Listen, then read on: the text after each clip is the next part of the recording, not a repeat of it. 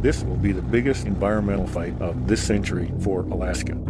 Tonight on Frontline, an epic battle for one of the richest places on Earth. Bristol Bay is off the charts for wild salmon, but it is the largest copper and gold resource in North America. Preserve it or mine it? We would be changing a fish and wildlife system into a mining district. Can one of the richest gold and copper mines on the planet coexist with one of the world's great salmon runs?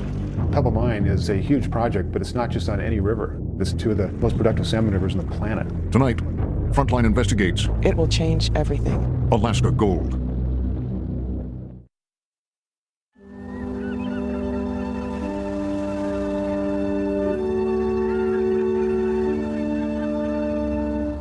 It's opening day of the fishing season in Bristol Bay, Alaska.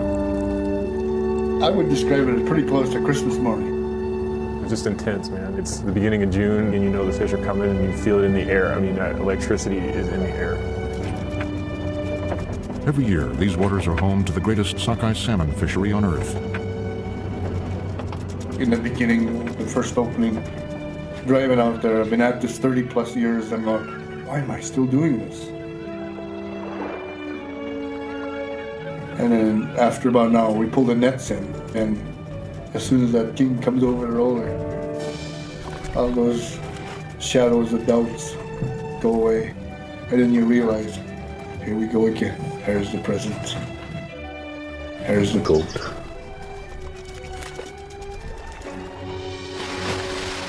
Bristol Bay is this just phenomenal resource, this salmon factory that doesn't exist anywhere else on the planet anymore. Bristol Bay is off the charts for wild salmon production. It's the largest sockeye salmon producing system in the world. It's produced up to 60 million fish returning from a single spawning event. A wall of fish comes at you, and I say a wall of fish, that is a wall of fish when they hit Bristol Bay. They come by the millions. They'll just sink net after net right in front of you. You're never gonna, you can't catch them all. Bill got another one!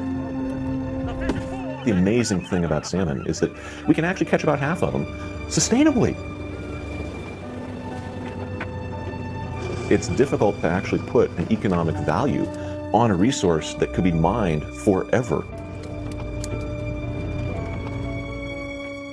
The salmon fishery in Bristol Bay is set in an almost pristine ecosystem, unique in the world. Its waters are fed by a vast network of rivers, lakes, and wetlands, threaded through the mountains and tundra of southwestern Alaska.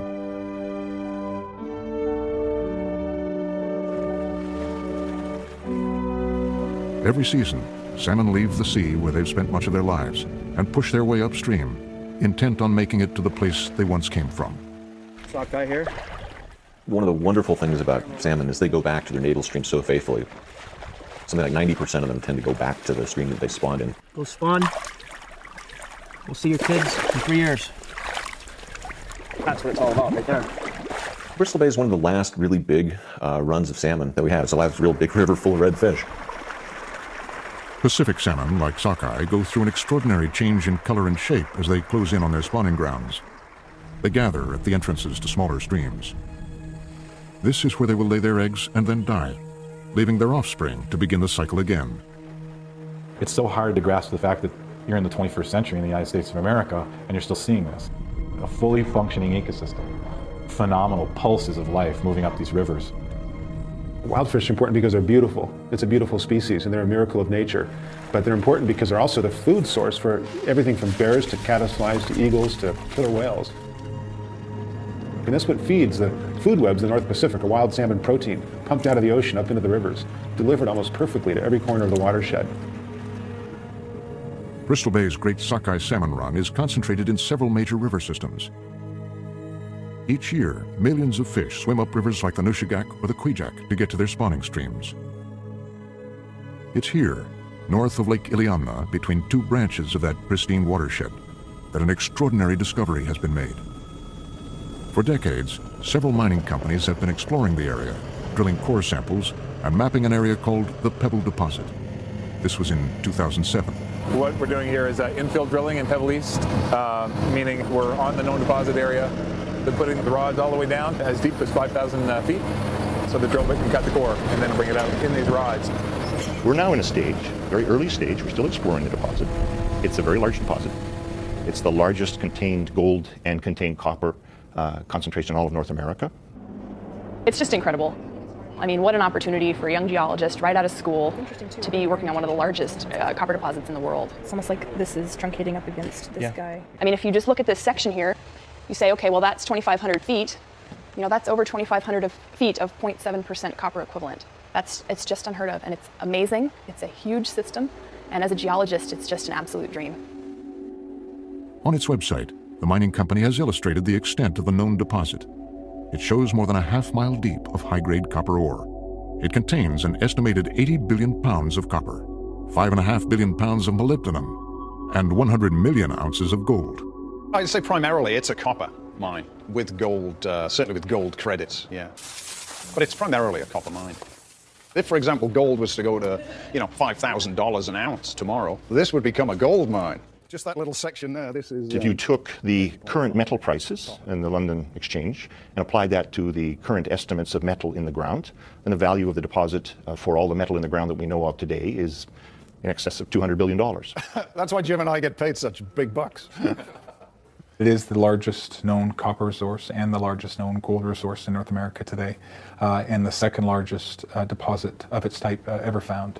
I just find the stuff. What they do with it afterwards is, the corporate guys. So. The corporate guys are the Pebble Partnership, an international consortium led by Anglo-American that has assembled mineral leases over 330 square miles of state land. It's this land, braided with creeks and streams, that has become a controversial battleground, with environmentalists questioning whether a mine can coexist with a salmon fishery. The Pebble Prospect lies on the headwaters of two of Bristol Bay's most important salmon-producing systems. Dr. Carol Ann Woody is a fish and wildlife biologist who has been working with the Nature Conservancy. Basically distilled water. It's as pristine as water can get. I got him. She's been counting the number of young salmon in these streams to document that this area at the mine site is fish habitat. 65. Doesn't look like much, does it? But these little tiny streams are very important because these are nursery habitat for small salmon. Do we have any more in the bucket? Cohos? No. Coho salmon and king salmon and all the little fish, after they hatch out, they have to find a place to get away from all the big predators that want to gobble them down. And the strategy is for them to move upstream. And this is where the small salmon learn to fight and get food and run away from smallish predators. And they sort of go from being a little kid to the teenager until they can play in the bigger river with the big kids. If you put water in it, they mellow out. Watch. Put water in, and they'll just calm down because they feel better. Like, oh, I can breathe again. There. In Alaska, unlike the lower 48, you have to show that there are salmon in a stream before it can be protected. I think I'm going to just set one here. I'd asked Fish and Game if they were going to survey all these small tributaries feeding into the main stems, and they said that they didn't have the direction or the money to do this work. The Nature Conservancy stepped up, and we got a crew of 6 volunteers and documented 28 miles of salmon stream. So we'll nominate this, and now if people want to muck around in here, there will be restrictions on how they can do it. But this will be impacted. How much? We're not sure until we have an idea of what they're going to do and what the plans are.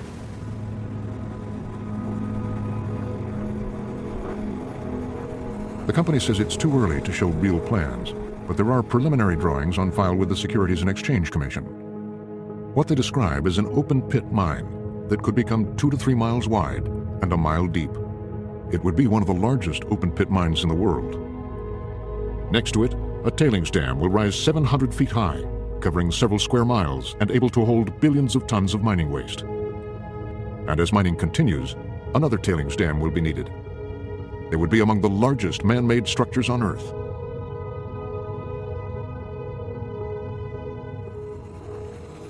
It's going to be probably at least a $7 or $8 billion investment just to get us up and running.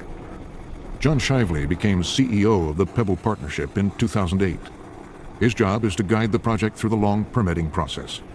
We think the resource probably would last for 100 years or more of mining, but we're not going to try to permit a mine that's 100 years long.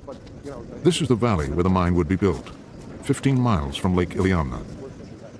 It's a very complicated project. I mean, it's a mine, and a significant size mine. It's an 86-mile road. It's a brand new major port, and it's a power project. Any one of those 4 would require a full environmental impact statement. So making all those pieces fit, both in terms of the environment and then economically and operationally, is not easy. The mine in this area is very complicated. There are a lot of moving parts, and you have to really look at every one of those closely. Ken Taylor is a wildlife biologist who is in charge of Pebble's environmental studies. If we can't coexist with the fishery, then we shouldn't build a mine. Because fish are really important to the people out here, and we have focused a lot of our environmental baseline studies on fish and fish habitat.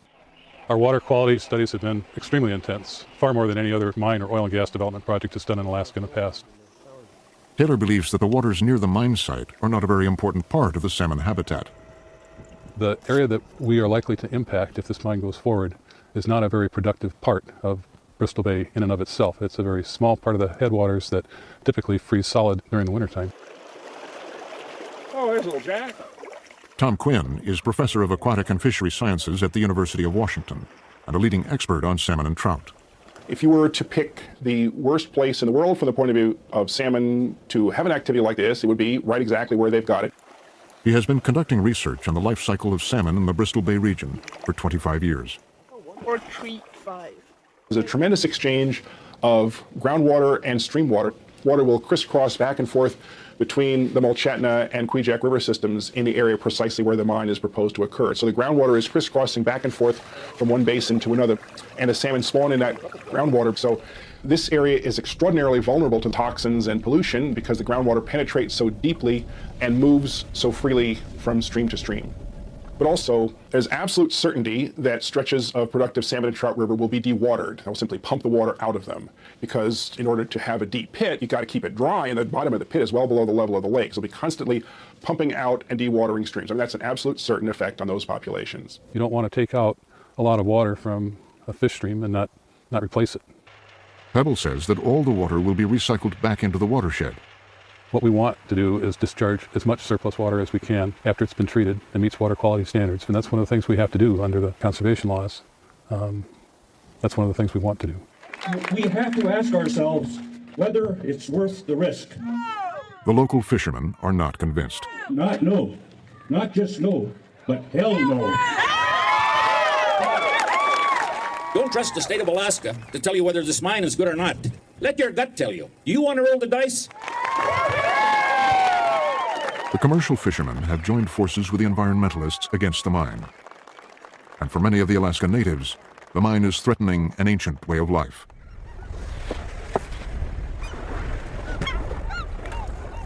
Bristol Bay's backbone is salmon. And it has been for generations and generations.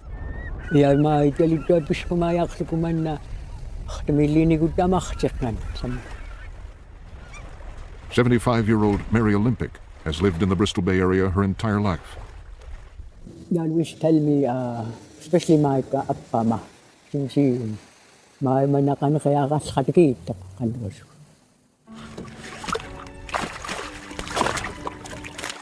Mary Olympic's daughter Lydia now lives in the city. You're like the salmon. You know when it's time to come home. We've always done it. I grew up going back and you look forward to it. This is the only time you ever get to interact with Mom in her setting, what she's good at, what she knows.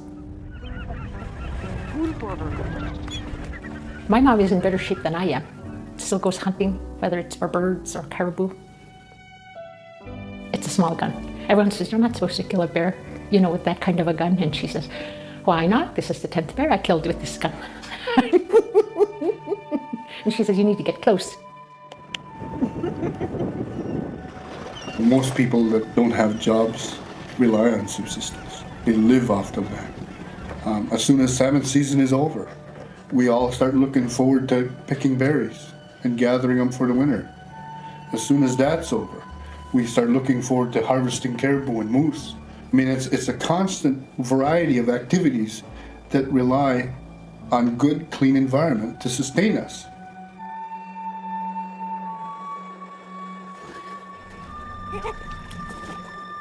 If Pebble goes through, it will change everything. Having that influx of outsiders coming in, affecting the way we live, that would be really hard on us as a people.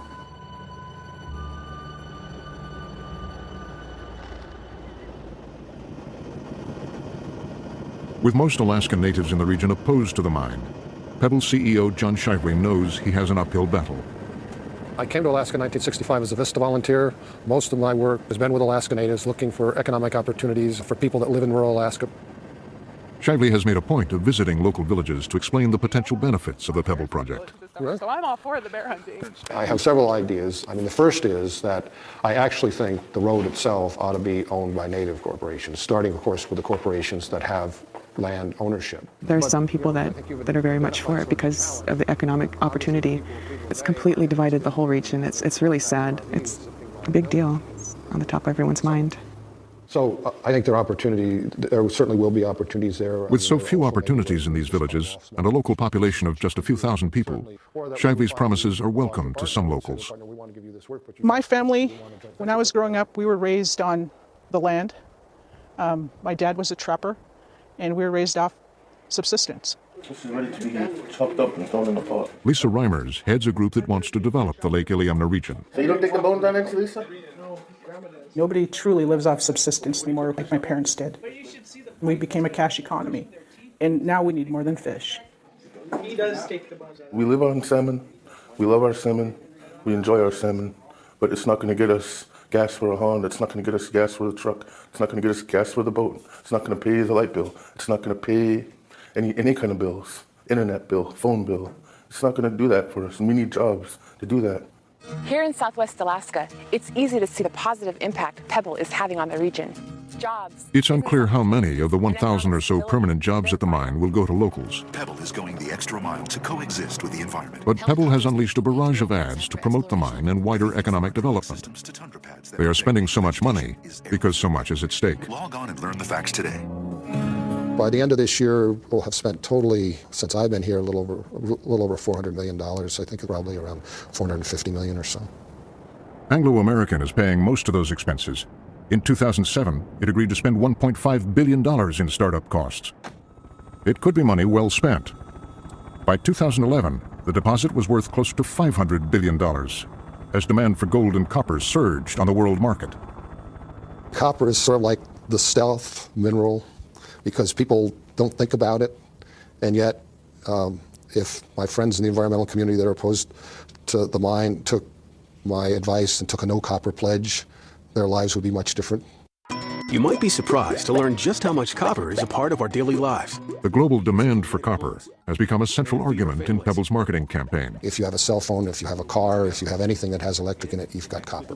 You can thank copper for that extra gas mileage. If you want to buy a hybrid car, you're going to have almost twice as much copper as if you buy the same model that isn't a hybrid car. A house isn't a home without copper. There is plenty of copper around. There are mines in Africa and South America, in the United States, like the Bingham mine and others, where they're mining copper and doing quite well, and the volume produced is actually very high.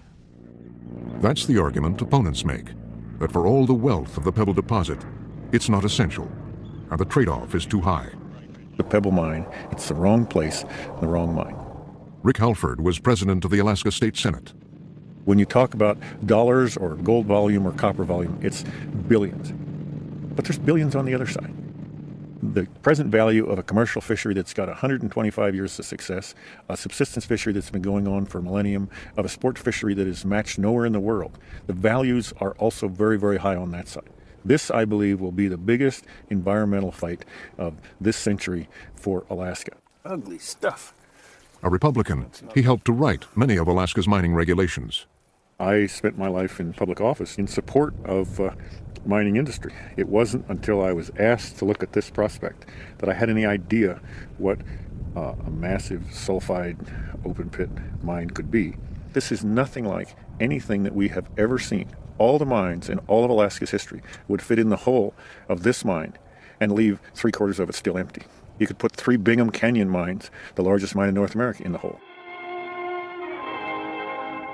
Welcome to Kennecott, Utah Copper's world-famous Bingham Canyon mine. The Bingham Canyon mine is similar to what Pebble would look like. It is the world's largest man-made excavation, being more than 2 1/2 miles wide and 3/4 of a mile deep. The Empire State Building would not reach halfway up to the depth of the pit. The main difference is location.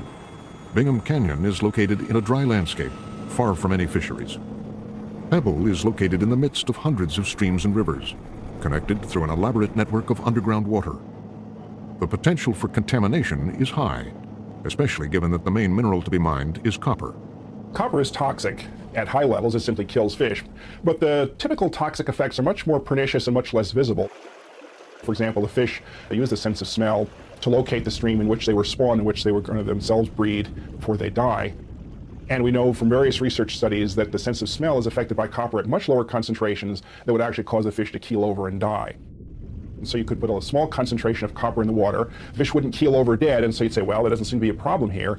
But you made a subtle change in the sensory system, rendering it less able to avoid predators, less able to find prey, less able to home back to the stream.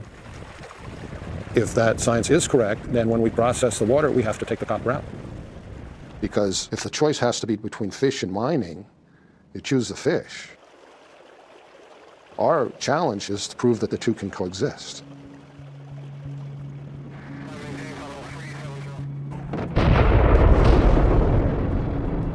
The question of whether or not the two can coexist is directly related to how copper is mined.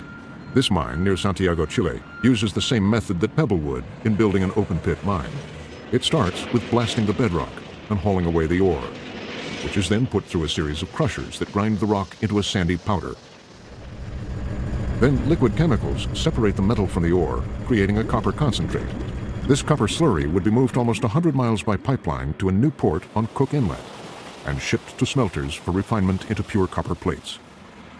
A byproduct of this process is an enormous amount of waste. In the case of Pebble, it's estimated that the mine could create up to 10 billion tons of waste, which would need to be stored and monitored forever. It's hard to imagine what 10 billion tons really is. Is 10 billion tons that range of mountains in a pile? And what would it be? I asked one of our engineers what 10 billion tons would be if it were in a square column 1,000 feet wide and 1,000 feet high. And he came back in a few minutes and said, well, by my just first calculation, somewhere between 29 and 30 miles long. It's beyond imagination. Much of the waste will be in the form of tailings, the muddy sediment that remains once the ore has been processed. The tailings will be stored behind massive dams that could hold 20 times the waste of these at the Anaconda mine in Nevada. It is the byproduct of these tailings that are the greatest threat to the environment. The minerals that we're trying to mine are what are called sulfide minerals. The most common sulfide mineral is iron sulfide, pyrite. And what happens when you expose pyrite to oxygen and to water is that it breaks down chemically into a weak sulfuric acid. That acid, in turn, will dissolve some of these other accompanying sulfide minerals that contain lead, zinc, cadmium, selenium, arsenic, and a whole host of other things. And now you have a problem because you have water with acid in it, as well as metals that are in solution. And those metals in solution can be very damaging. The old name for those waters is acid mine drainage. The greatest concern is that over time, a toxic plume of these dissolved metals could eventually leach from the tailings dams into nearby rivers and Lake Iliamna. I think you design something to make sure it doesn't feed into Lake Iliamna. I mean, it's an engineering issue, not a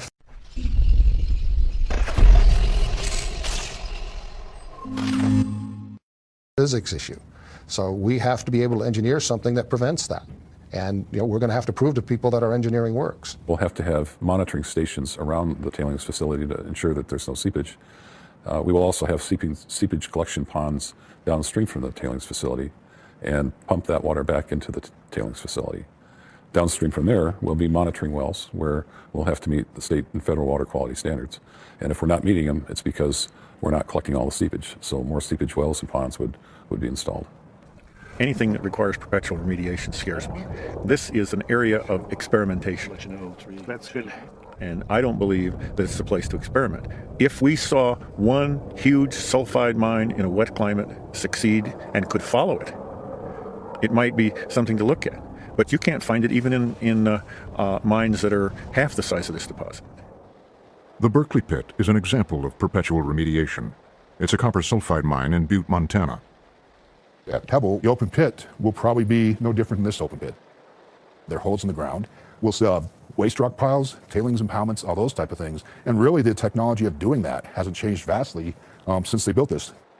The mine was closed in 1982.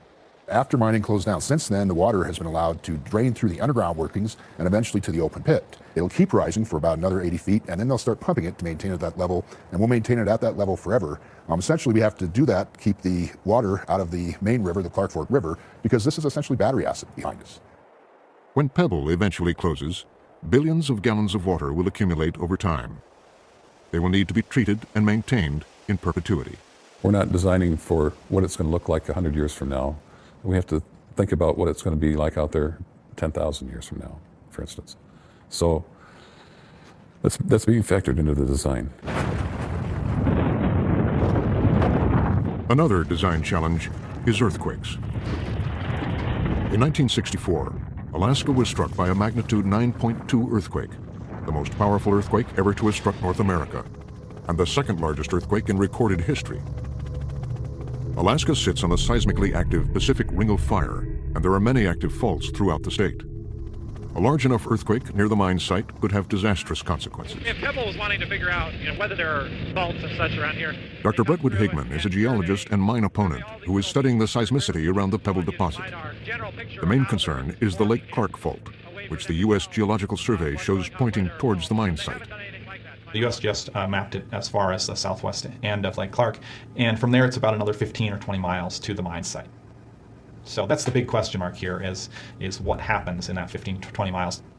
Pebble maintains that the fault either terminates or bypasses the mine site. We did a sort of an electromagnetic flying of that fault, and actually it turned out to go in a different direction than people thought it did. So we have mapped that. That fault has not been active for, I think, over 11,000 years. So we really don't think it's the threat. Still, Pebble says they are designing their structures to withstand a magnitude 7.5 earthquake on the Lake Clark Fault. Survey all these little beach features, river features, and so on using LiDAR. But critics like Higman point out that Pebble won't release the more sophisticated mapping data that might support their claims. So if they design a facility with very optimistic ideas about seismic hazards, and it turns out they're wrong, it turns out that there is a big risk from earthquakes, that's exactly the scenario that could lead to a tailings dam failure. Tailings dam failures are caused not just by earthquakes. This spill in 1985 near Stava, Italy, was the result of poor design and extreme water pressure. It killed 269 people. The most common failure mechanism is related to hydrologic events, that is, large storms that basically overwhelm the storm retaining capacity that the dam was designed for. The Bristol Bay region already experiences heavy rainfall. The effects of future climate change will also need to be considered in the design of the dams. There's quite a long list of recent tailings dam failures of dams that were built with modern technology. I've stood on top of several tailings dams that have failed in South Africa, in Brazil. The recent one that was in Hungary in the last couple of years, quite an ugly spill. In Kolentar, Hungary in 2010, this tailings dam collapsed after heavy rains, contaminating the town and nearby rivers. But John Shively is not worried that the dams at Pebble will fail. I basically believe that the technology is there to build the mine. I am convinced that the ability to keep things behind the tailings impoundment facility that need to be kept there, that technology is all there. We're going to have to prove that we can do that to people. If we can't prove it, I don't see how the mine gets permitted. The town of Dillingham is home to many of Bristol Bay's fishermen. In the winter of 2012, environmental scientists from the Coalition of Opponents gathered here to ask hard questions about the mine. After 8 years, the Pebble Partnership had released its environmental study. At 27,000 pages, this was the final step before the formal permitting process for the mine would begin. When we went into the tributaries, we started at the confluence with the main stem. They presented their findings.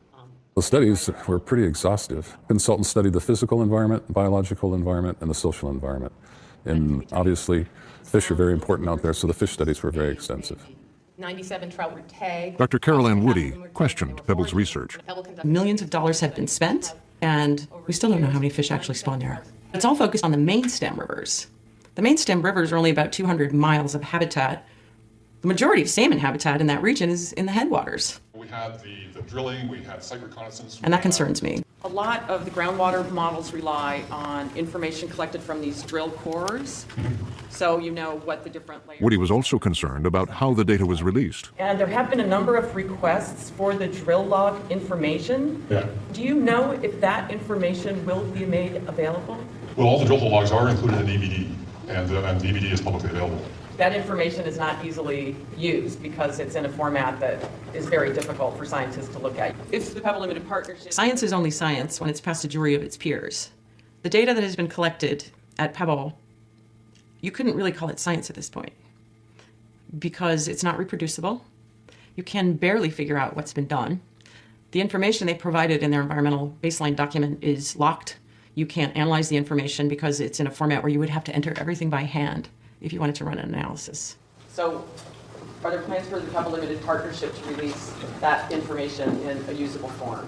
We have no plans at this time to distribute the information in an electronic form that can easily be manipulated.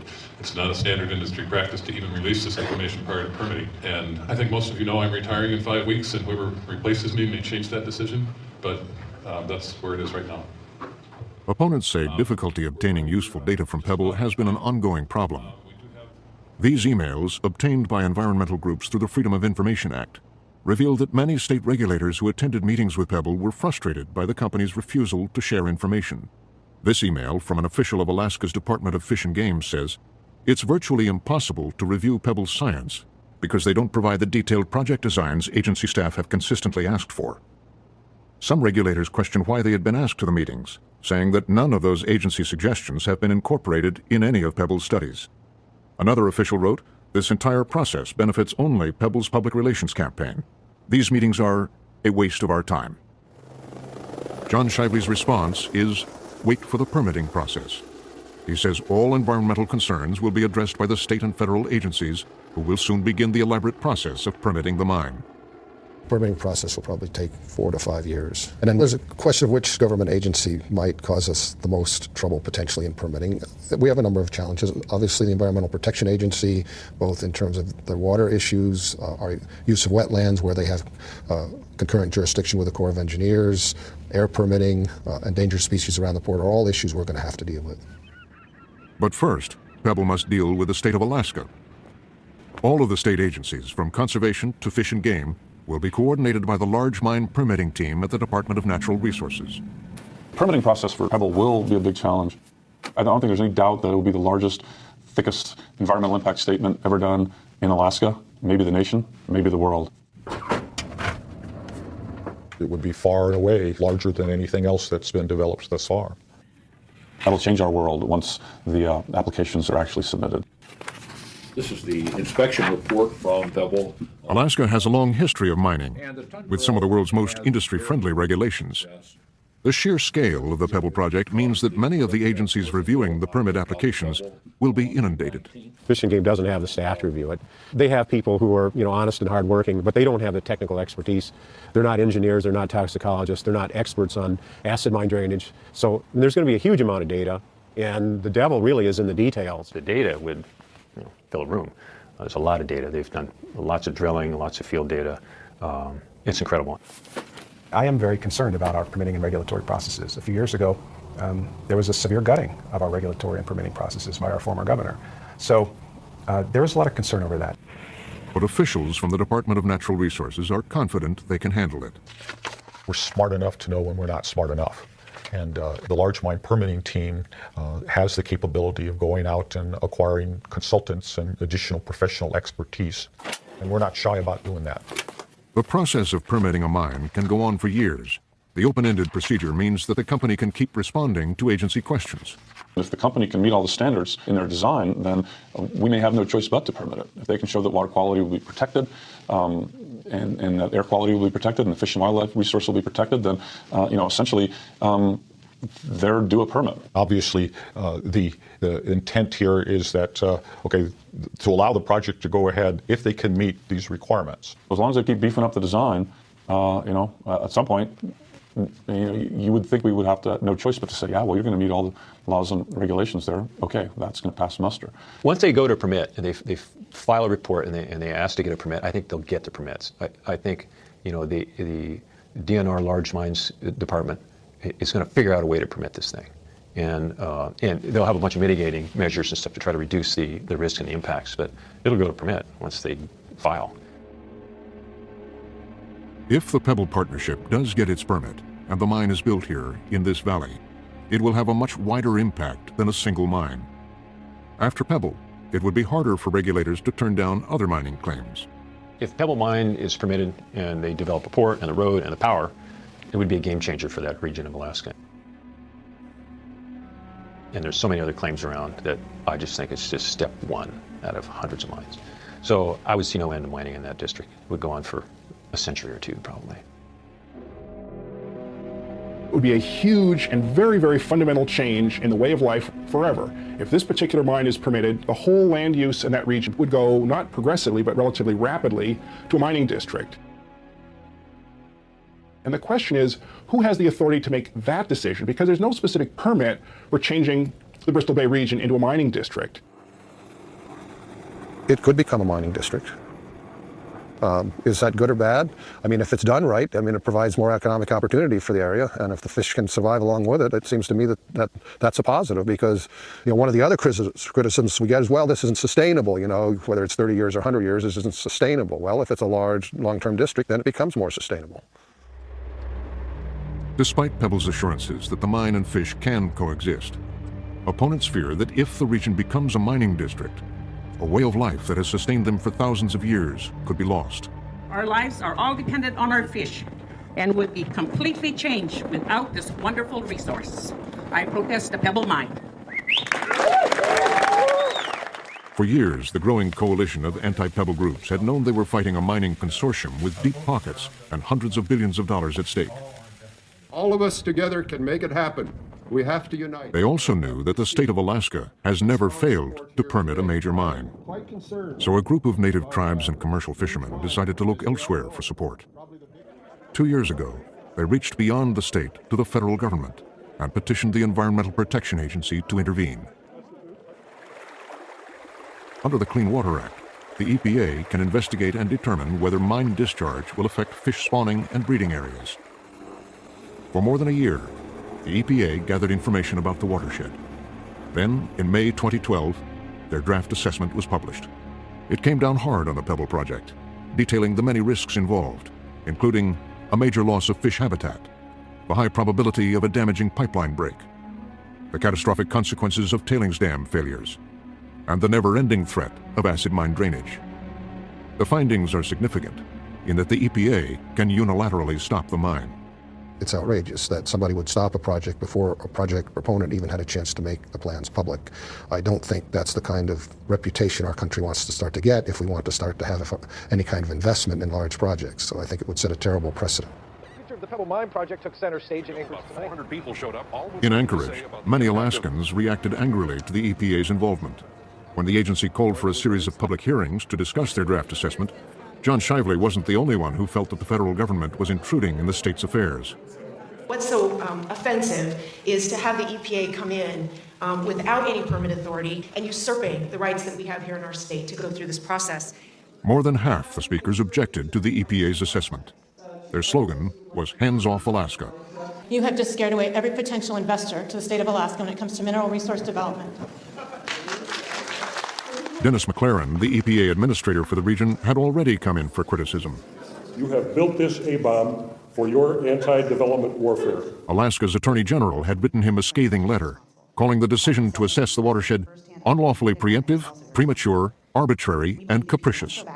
There's been letters exchanged from the state attorney general and so on, and we've replied to that. That's a matter of public record. We believe we do have clear authority under the Clean Water Act to do studies of water quality in watersheds, and we've done them many times in the past. And so this is an example of us gathering good science and being able to use that science in any process that comes from here on forward.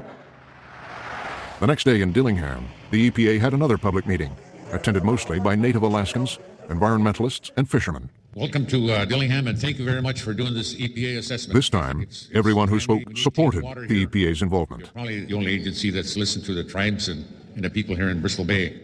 Your actions are what we would expect from an environmental protection agency. So your actions are both welcome and bureaucratically heroic. Thank you. After an independent panel of scientists reviews their data, the EPA could make a decision that's sure to be politically controversial, everywhere but here.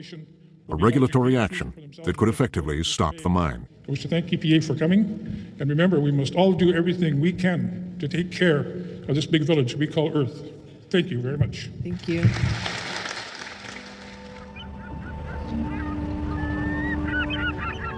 The EPA has not said when they will make that final decision.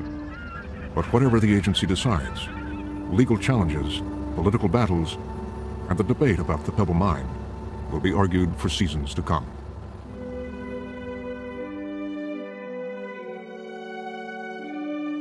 This is the last major salmon drainage healthy one in North America. We've managed, we being you and I and everybody else, have managed to foul up all the rest of them. Best case scenario would be everything works like they say it'll work. Nothing goes wrong, no impacts, doesn't put the fisheries at risk. But the record of that kind of development in a relatively pristine, functioning salmon ecosystem is very clear. We mess them up. I can't tell you that this mine is going to be a disaster. They can't tell you that this mine won't be a disaster. But I can tell you that from a probability standpoint, it's not a good bet that there won't be problems.